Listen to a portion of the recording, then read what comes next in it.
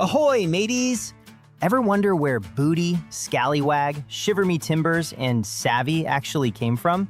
The real origins are wilder than the high seas, matey.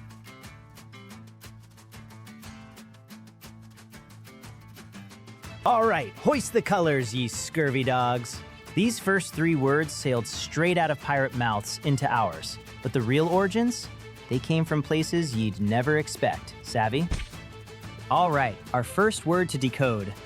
Booty. You probably think this came from pirates dividing up gold doubloons after a raid, right? Wrong, matey. Booty actually comes from the old French word boutin, which meant plunder shared among soldiers, way back in the 1300s, long before pirates even existed. It got borrowed into English in the 1400s, and pirates just nicked the word, same as they nicked everything else. But here's the thing. If booty came from soldiers, what about the rascals who stole it? That brings us to our next word, ya scurvy dog. Scallywag. You probably reckon this is pure pirate talk, invented by some peg-leg buccaneer cursing at his crew. Wrong, matey. Scallywag actually started as a 1840s American farming insult.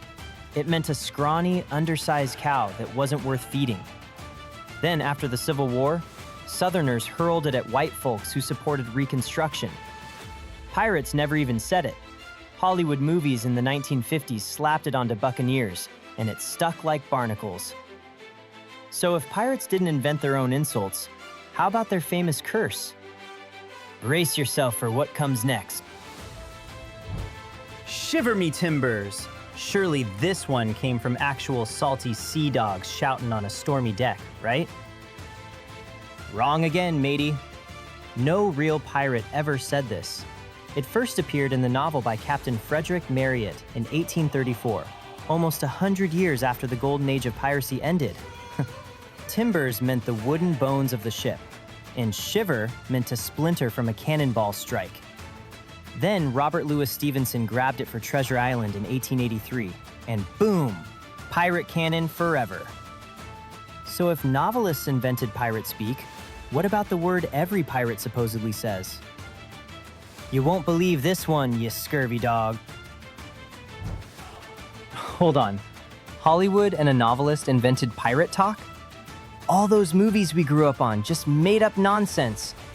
Yo ho, my whole childhood is a fraud. Avast! These next two pirate words sailed in from places so weird, you'll want to check your compass twice. Savvy. Surely this came from clever pirates asking if their crew understood orders, aye? Wrong, matey. Savvy actually came from the Portuguese word sabe, meaning he knows. It spread through pidgin trade languages in West African and Caribbean ports in the 1700s. Sailors, merchants, and yes, some pirates picked it up because everyone in those ports needed a quick way to ask, "You get it?" across language barriers. So, savvy is basically a melting pot word, not a pirate word at all. But speaking of mixed up origins, what about a pirate's favorite drink? Yo ho, you won't see this one coming. Grog! You probably picture pirates guzzling this nasty rum cocktail, inventing it in some Caribbean tavern. Wrong, matey. Grog was actually invented by a British Royal Navy admiral named Edward Vernon in 1740. He ordered rum diluted with water so his sailors wouldn't be too drunk to work. The crew nicknamed him Old Grog because he wore a coat made of grogram, a stiff, coarse fabric. So Grog is literally named after the admiral's ugly raincoat, and pirates only drank it because they raided Navy ships.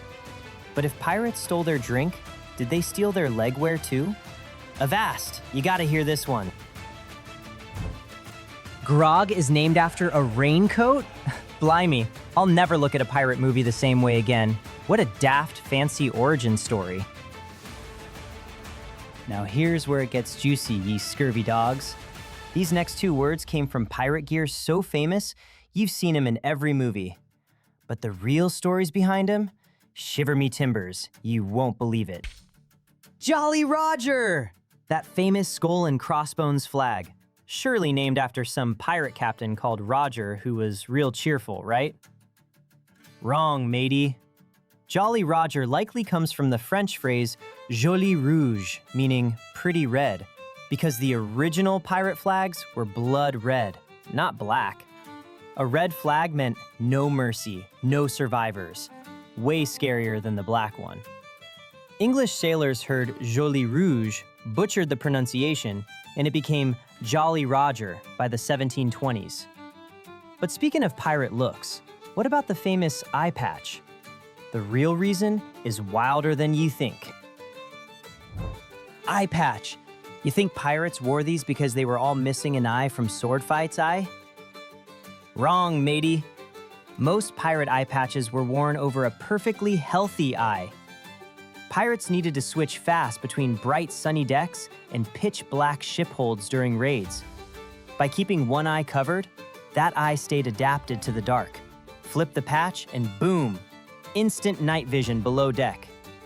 US Navy researchers confirmed this trick actually works in 2007. So pirates were basically tactical geniuses. But speaking of clever, how about the OG pirate threat? You'll want to hear this last one. Pirates were night vision geniuses? All this time I thought they were just clumsy with swords. Blimey, I owe every buccaneer an apology. One last word, you scurvy dogs. And it's the most famous pirate threat of all time. But the origin? Pure madness. Walk the plank! The ultimate pirate punishment. Surely every pirate captain made prisoners walk off a board into shark-infested waters, right? Wrong, matey. Walking the plank almost never happened in real pirate history. Only a handful of documented cases exist from the entire golden age of piracy. Real pirates just threw enemies overboard, marooned them on islands, or kept them for ransom. Way more practical. The whole plank thing got popularized by, surprise, novels and plays in the 1800s, especially Peter Pan in 1904. So Captain Hook basically invented the most iconic pirate move ever? Land ho! That's our whole episode of Pirate Lies. Quick round, mateys! Avast comes from the Dutch houd vast, meaning hold fast. English sailors mangled the pronunciation into one snappy command. Bilge, the lowest part of a ship where filthy water collects, which is why calling someone's talk bilge means it's pure garbage. Landlubber. Lubber was an old English word for a clumsy oaf, so a landlubber is literally a clumsy oaf who can't handle a ship. Hornswoggle. Pure 1800s American frontier nonsense, meaning to swindle, somehow got adopted by fictional pirates and stuck. And matey? Just plain old mate with a friendly sailor's Y on the end. Sometimes a word is exactly what it sounds like. Yo-ho, that's a whole ship's hold of slang. So next time you call something booty or shout savvy at a friend, remember, you're talking like a novelist, not a pirate. Stay curious, you scurvy dogs. Ahoy, hold up, matey. If ye liked decoding these words, sail on over to that next video. We got a whole treasure chest more. Stay curious, savvy?